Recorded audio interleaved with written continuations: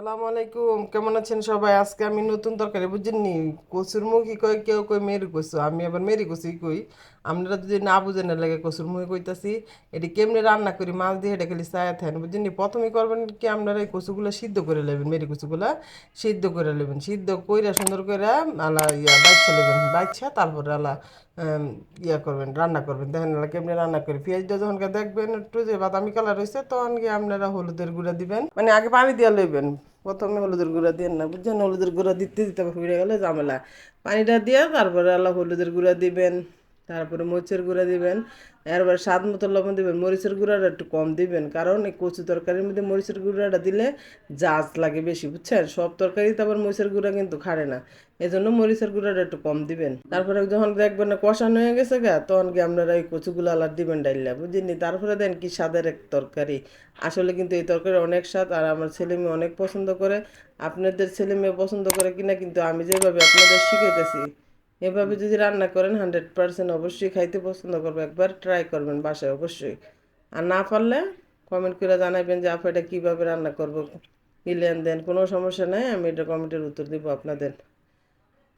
দেন কচুর মুড়ি দিছি আল্লাহ ডাইলা, বুঝেননি। ডালতে ডাইলে ডাইলে না দিয়ে তারপর লাইরা চাইরা সুন্দর করে পরে আল্লাহ পানি দিব, পানি দিয়ে তারপরে আল্লাহ মাছ দিব। দেখেন অনেক তাড়াতাড়ি অবশ্যই হয়ে যায়। মানে আবার তৈরি করছে কি কাটতে মন নাই, বুঝছেন। এলে করছে কি কুরসুন দিয়ে কাটতে লাইতেছে, বুঝছেন।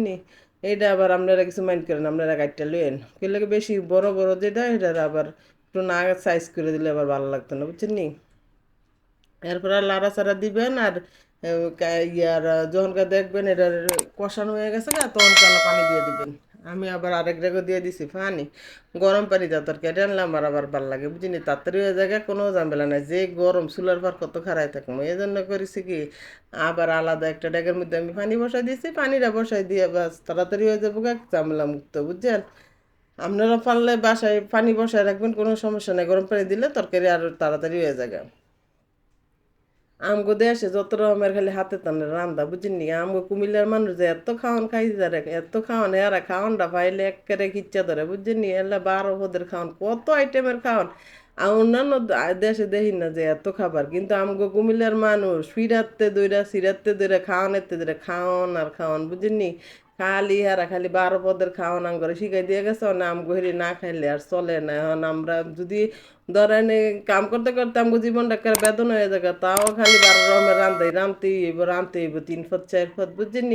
অনেকই কষ্ট করে রাঁধছি আর বলা না খাইব না কি করা। অনেক দেখেন আমি মাছটা দিয়ে সুন্দর করে লাড়া ছাড়াটা দিয়ে দিছি, লাড়া ছাড়া দিয়ে যখন দেখবেন মিশে টিসে গেছে গা, এই মাছগুলো আনছিলাম না সেদিন, যে একটা স্বাদের মাছ, খুব টেস্ট লাগে, একদম নদীর মাছের মতন, বুঝলেন। খুব স্বাদ। এরপরে করবেন কি, আপনারা ধনিয়া পাতাটা দিয়ে দিবেন, বিলাতি ধনিয়া পাতাটা নাম সেটা দিয়ে দিবেন, দিয়ে লাড়া ছাড়াতে মিক্সড করে দিবেন, রান্না আমার ক্লিয়ার, বুঝছেন। সেই স্বাদের একটা রান্না। সবাই ভালো থাকবেন, সবাইকে ধন্যবাদ। আসসালামু আলাইকুম, আল্লাহ হাফেজ।